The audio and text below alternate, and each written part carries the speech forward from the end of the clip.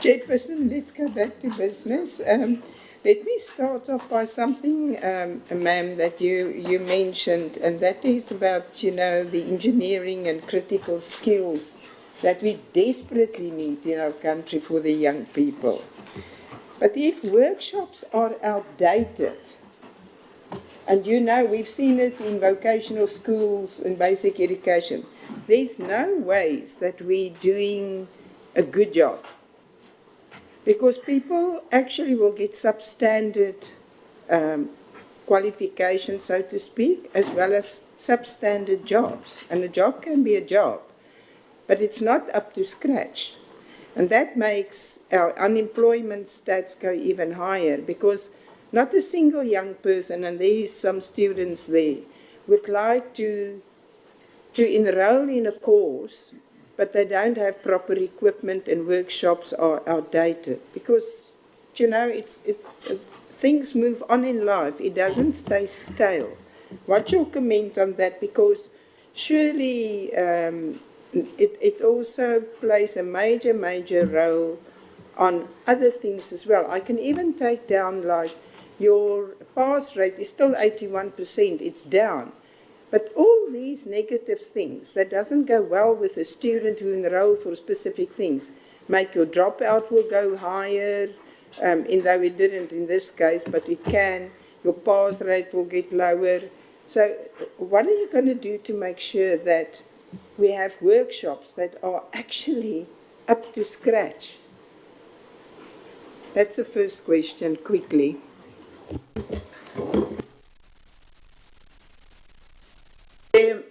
ADA has given us some funding, and in that funding, they had done some workshops and they upgraded them. But now they have then came back to, actually it's the department that forced them to come back to the infrastructure development there. And they have given us 56 million to finish up those workshops, even though this is not enough for everything to be in place in the workshops. My question is also then, so if you say, and Chair, it's always to me and DDG, the most interesting thing is when we put inquiries like this, we always received money and we're going to do. We've never done it. And you're not the only TVET and institution that tells us this. Everybody comes here with a story that we just got money. There's money in the next budget. It will happen. But, some of the equipment and is gathering dust. They're unusable completely. So how long did it take before we got it on the agenda? And that is, it's very worrisome. Because we can't leave people because they're far out in a rural area where it's needed the most this is what we have, so we wait till we get money. I'm very, very concerned, Jen, I have to really say that. Because what happened to these students that enroll? Do you keep track record in some way that do they actually find good jobs?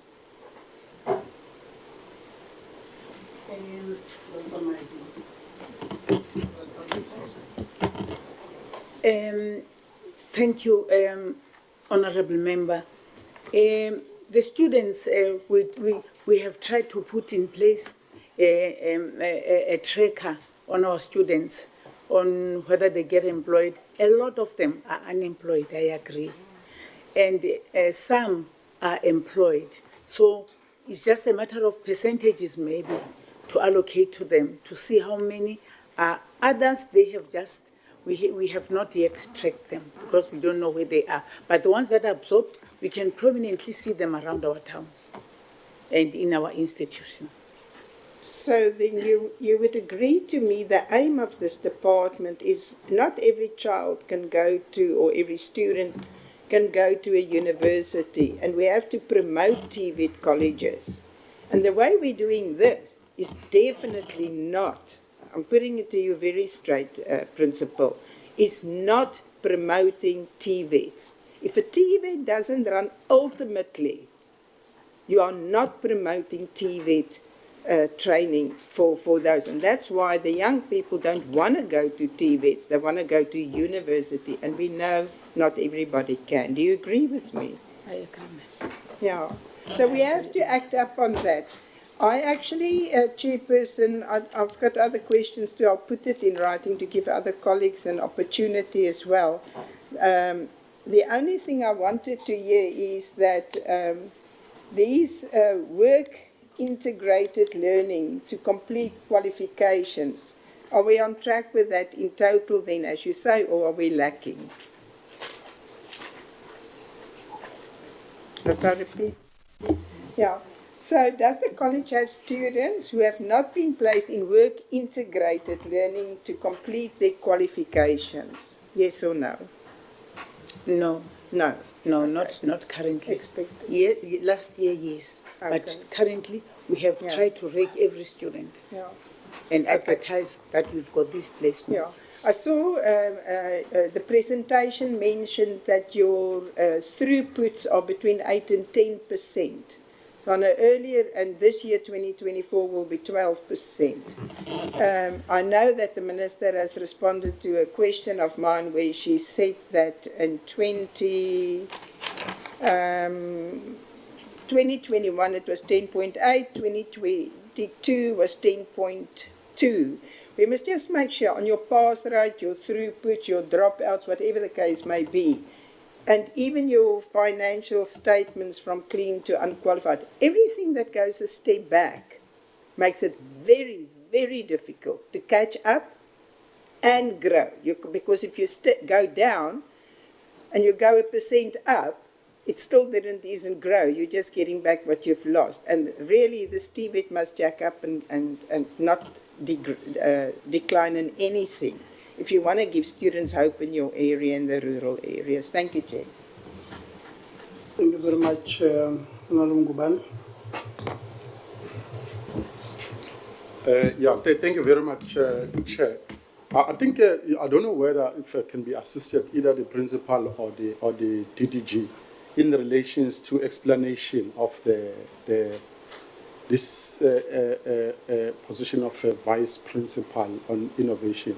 Was this position innovation in fundraising or innovation in latest technology or innovation? What specific innovation? Because there's some confusion. Is it innovation in bringing funds to the TVET college, or is it innovation in terms of new technology and linking with the TVET college and improving the students' studying ways of studying?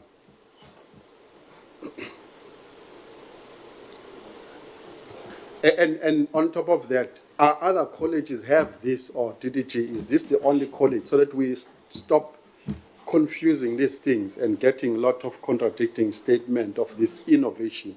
What are we innovating? Are we innovating technology? Are we innovating raising funds? Are we innovating improving the lives of the students, the way they study in a TVET college? No, thanks, Chair, and thanks, Honorable Ngubane. The position is talking to innovation in terms of, your latest developments in as far as the digitalization and digital transformation of colleges is concerned. But furthermore, you recall, Honorable Chair, that TVET colleges do not have the capability of R&D per se. It's within the universities where they do research and then they are able to generate revenue out of that.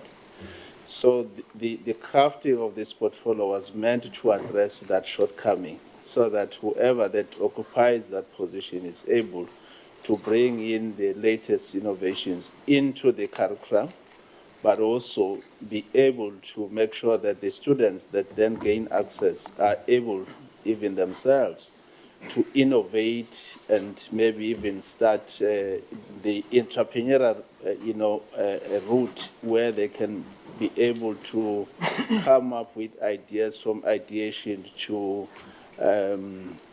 what do you call it, the final product. So that is what is meant. But I think what colleges perhaps have done, because universities will use the R&D units to generate revenue, Now, the colleges have also combined that they will then utilize this to raise funds, because we don't have anyone within the TVET that deals with donor funding, yet the funding for colleges is on an 80-20 principle, where 80 is what we cover as a state, and the 20% they must go and fund for themselves. Maybe that's why now the emphasis has shifted towards fundraising and less on innovation per se, because I think we are currently, Honorable Chair, going through some major reforms in as far as curriculum is concerned, bringing in occupational programs which require more innovation into it. And I think maybe we need to engage. And to answer the second part of your question, colleges had to choose. I'm not too sure why that happened. When PPN was approved, colleges had to choose between having a registrar and a DP innovation. For me, it should have been all colleges should have an innovation, not that it has to be a choice. So these are some of the things that we are addressing now. Since PPN is over, we'll then be looking at restructuring their organogram so that at least each and every college should have an innovation unit within it. Thank you, Chair.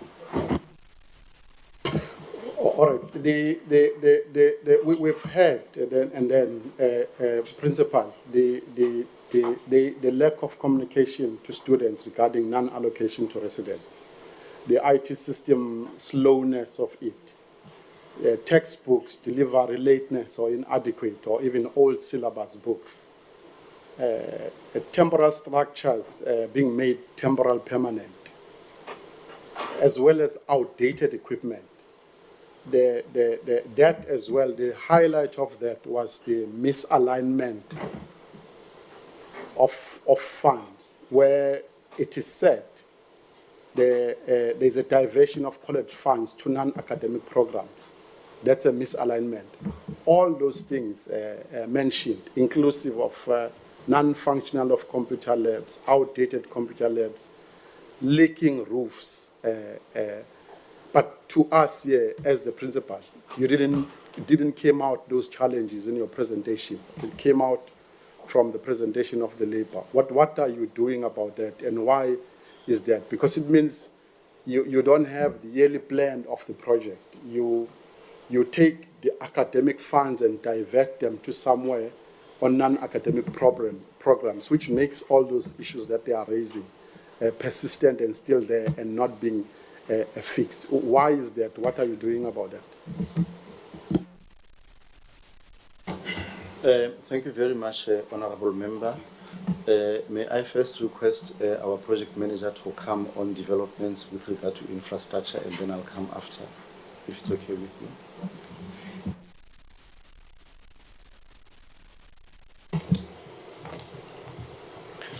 Okay, thank you, Chair. Thank you, Principal. I think I'll respond to the last question regarding leaking roofs.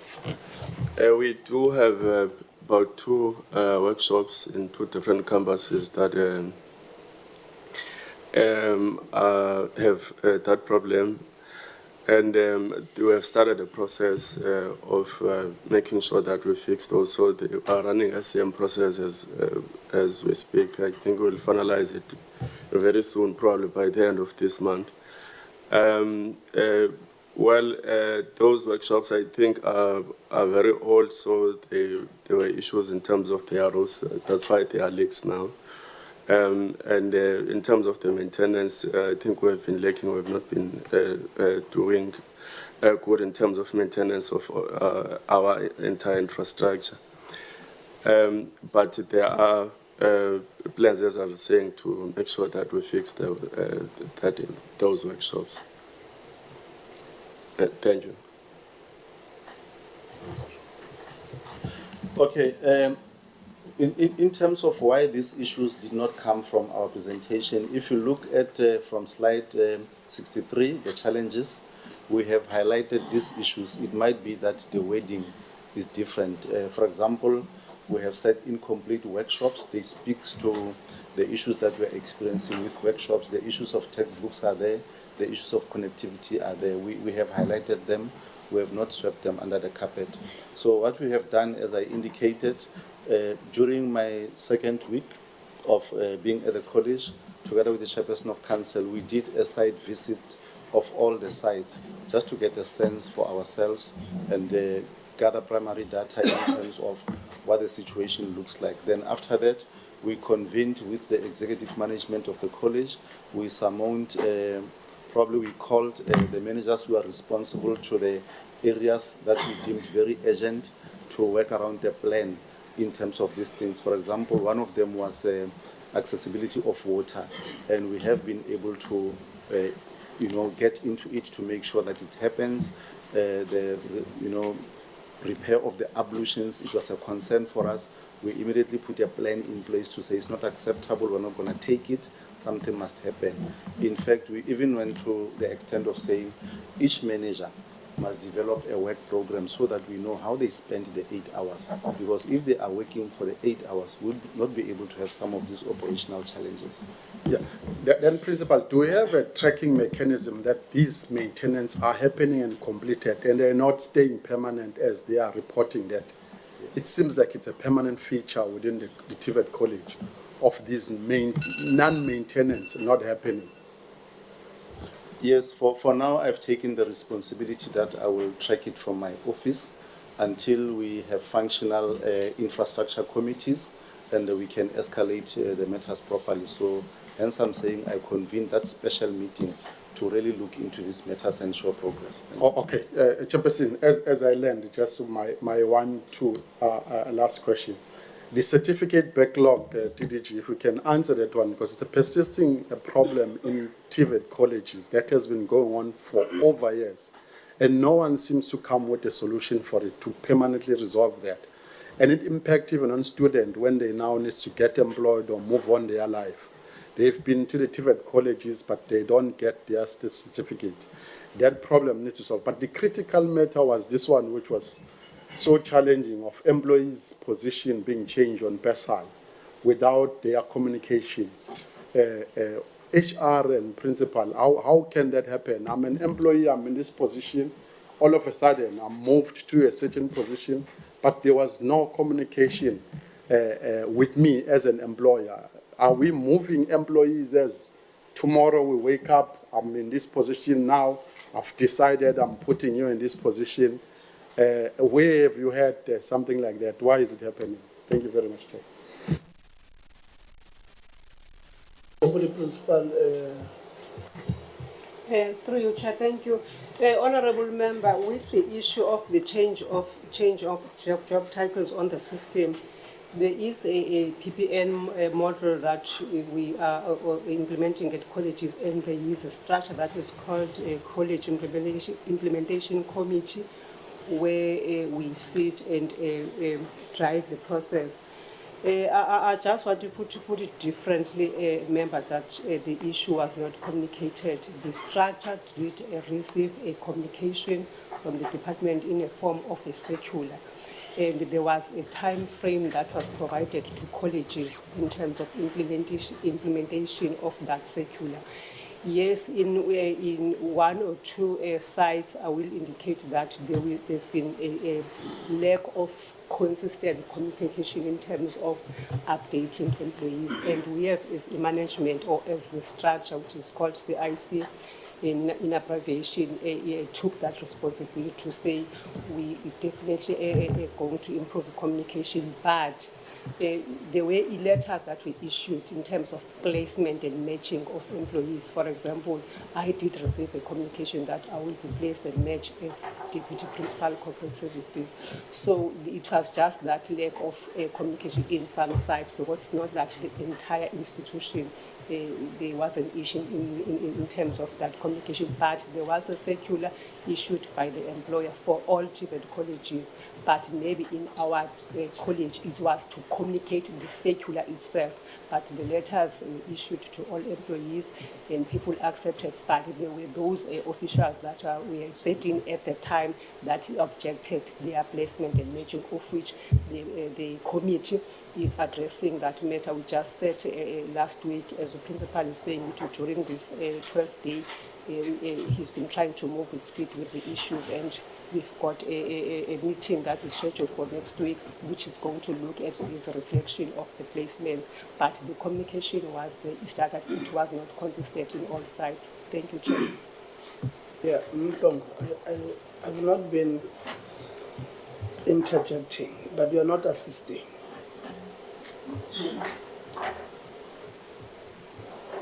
We know the policy that speaks about matching and placing. So when you respond, don't respond as if we don't know that policy, because you are now provoking us to ask certain questions. There's a process that you must follow when you place and match.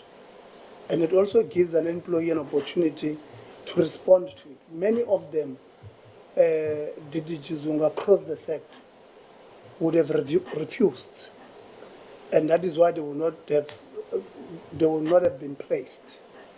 So you can't take it, whether there's a secular or there's a whatever, you don't place somebody without communicating them, That's what the policy says. You negotiate with this employee. So the issue here, the question is, you have not been following that. You have placed people without communicating. And the question is, why are you doing so?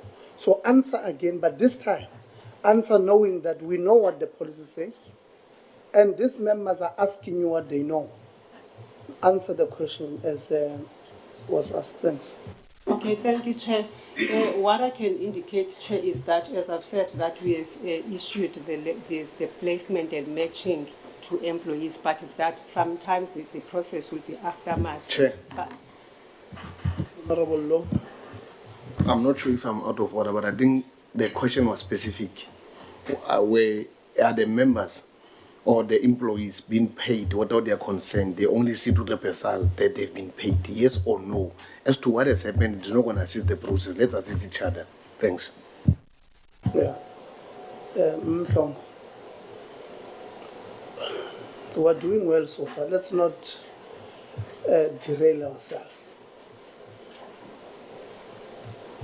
The policy, if you say to me, we have not been consistent with communication, you are saying you have not implemented the policy according to what you are supposed to.